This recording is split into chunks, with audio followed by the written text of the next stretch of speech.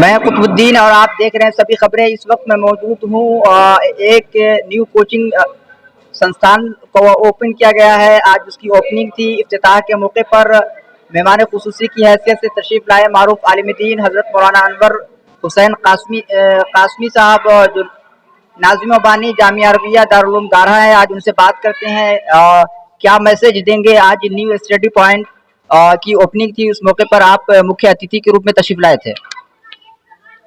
جی، سب سے پہلے میں آپ کا شکریہ ادا کرتا ہوں کہ آپ نے میری رائے جاننے کی کوشش کیا ہے۔ بہرحال یہ کوچنگ سینٹر اور دوسرے کوچنگ سینٹر جتنے بھی ہیں وہ سب ہمارے ادارے ہیں، اور ہماری کوشش اس بات کی ہوتی ہے کہ سب اچھے ڈھنگ سے اور آپس میں میل محبت کے ساتھ خدمت انجام دیں۔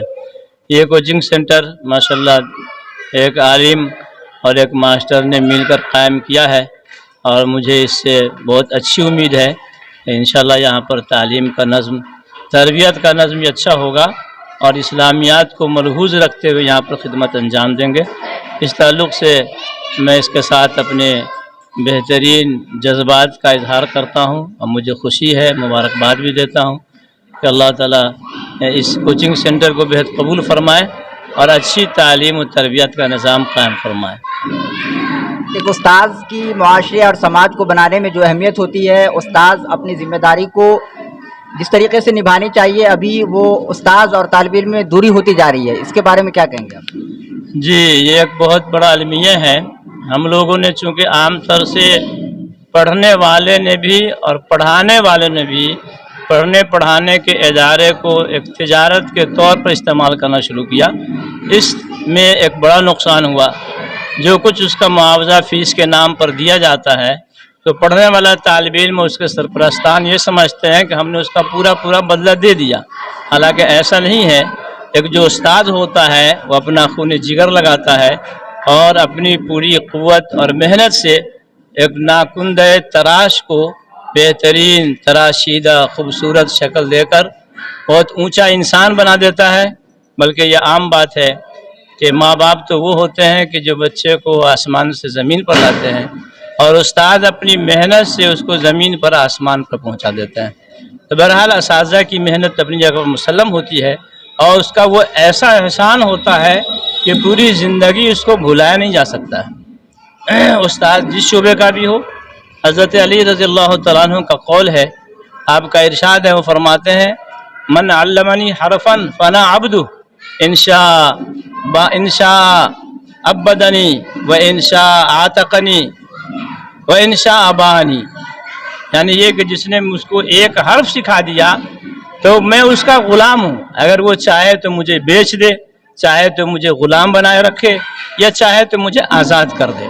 تو طالب علم کا اپنے استاذ کے ساتھ تعلق اور رابطہ اس درجے کا ہو کہ اپنا سب کچھ اس کے اوپر نچھاور کر دے، اور استاذ کی ذمہ داری بھی یہ ہے کہ اپنے پورے اخلاص کے ساتھ، پوری محنت کے ساتھ، لگن اور بہترین خلوص نیت کے ساتھ بچوں کی خدمت انجام دیں، کہ یہ دنیا کے اعتبار سے معاد کا ذریعہ بھی ہے، اور یہی معاش بھی ہے۔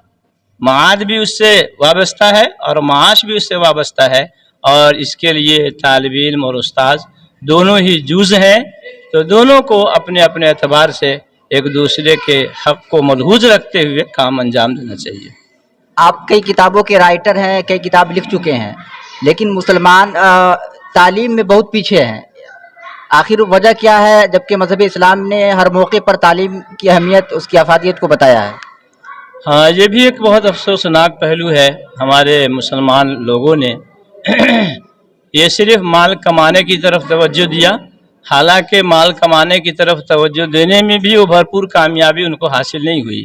تعلیم ایک ایسی چیز ہے کہ اللہ تعالیٰ اس کے ذریعے سے دنیا بھی عطا فرماتے ہیں اور آخرت بھی عطا فرماتے ہیں۔ اس کے اوپر ہمارے مسلمانوں کو خاص طور پر بہت زیادہ توجہ دینے کی ضرورت ہے۔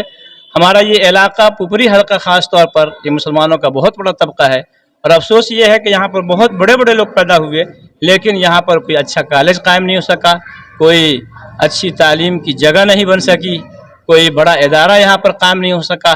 جزوی طور پر لوگ کام کیے اور وہ یہ سمجھتے رہے کہ ہم نے یہی بڑا کام انجام دیا، حالانکہ یہ ہمارا پورا حلقہ خالی ہے تعلیمی اعتبار سے یہاں پر ضرورت ہے کہ اچھے کالج اچھے اسکول قائم کیے جائیں، اور ہمارے مسلمان بھائیوں کو خاص طور پر اس پر خاص توجہ دینے کی ضرورت ہے۔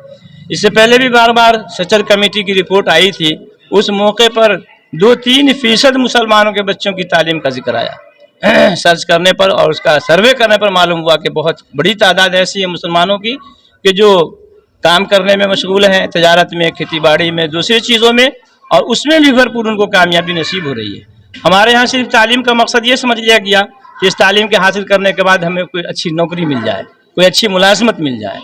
اگر یہ نیت ہو تو ایسے لوگوں کو ملازمت تو مل جا سکتی ہے، لیکن اس کے ذریعے سے قوم کا بھلا نہیں ہو پائے گا، بلکہ قوم کا بھلا کرنے کے لیے ضروری ہے کہ اس کی نیت اونچی ہو کہ ہمیں پورے آبادی میں، پورے علاقے میں اور ناخواندہ لوگوں کو اس کے ساتھ جوڑ کر اعلیٰ تعلیم دینا ہے۔ یہ جذبہ جب تک قربانی کے حد تک نہیں پیدا ہوگا، یہ کام انجام نہیں ہو پائے گا۔ ابھی جو نوجوانوں کا طبقہ ہے بالخصوص، جن کے اندر یہ شوق کا جذبہ ہے، تو ایسے لوگوں کو آگے آنا چاہیے، اور آگے آ کر اس لائن سے ہر حیثیت سے محنت کرنا چاہیے، بچوں پر بھی، بچوں کے سرپرستوں پر بھی، اور تعلیم کے لیے ادارہ کے قیام پر بھی۔ آئیے ایک اور عالم دین ہے مولانا رضوان صاحب، ان سے بات کرتے ہیں کہ سچر کمیٹی کی رپورٹ کے مطابق ہندوستان میں مسلمانوں کی جو حالت ہے تعلیمی اعتبار سے وہ دلتوں سے بھی بدتر ہے، یہ کمی کہاں رہ گئی؟ یہ کمی ہم مسلمانوں میں رہ گئی ہے کہ ہم نے اپنے اسلاف کے نمونے کو اپنایا نہیں، اور ہماری نیتوں میں فتور آ گیا، اور رزق حلال بھی چھوڑ دیا، جس کی وجہ سے ہمارے قلوب میں گندگیاں آنے لگیں اور دنیا کی ظلمتیں اس پر چھا گئیں، جس کی وجہ کر ہم جہاں تہاں جیسے تیسے امور میں پھنستے چلے گئے۔ اس لیے تعلیم کا مقصد یہ ہے کہ خوف خدا پہلے خوف خدا، اس کے بعد دنیا کی جو زندگی ہے اس کے لیے رزاق اللہ ہے۔ اللہ فرماتا ہے نحن نرزقکم وإیاکم، تم ہمارے لیے جیو، ہم تم کو روزی جہاں سے بھی ہوگا ہم دیں گے، خالق کائنات ہے، ہم روزی دیں گے۔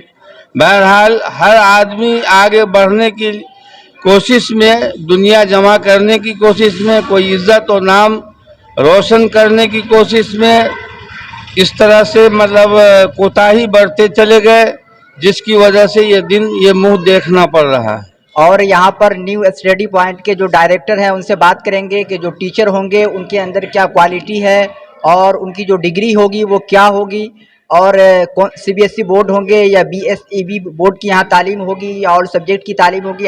ڈائریکٹر سے بات کرتے ہیں۔ سر، سب سے پہلے آپ یہ بتائیے کہ یہاں جو ٹیچر ہوں گے ان کی ایجوکیشن کوالٹی کیا ہوگی؟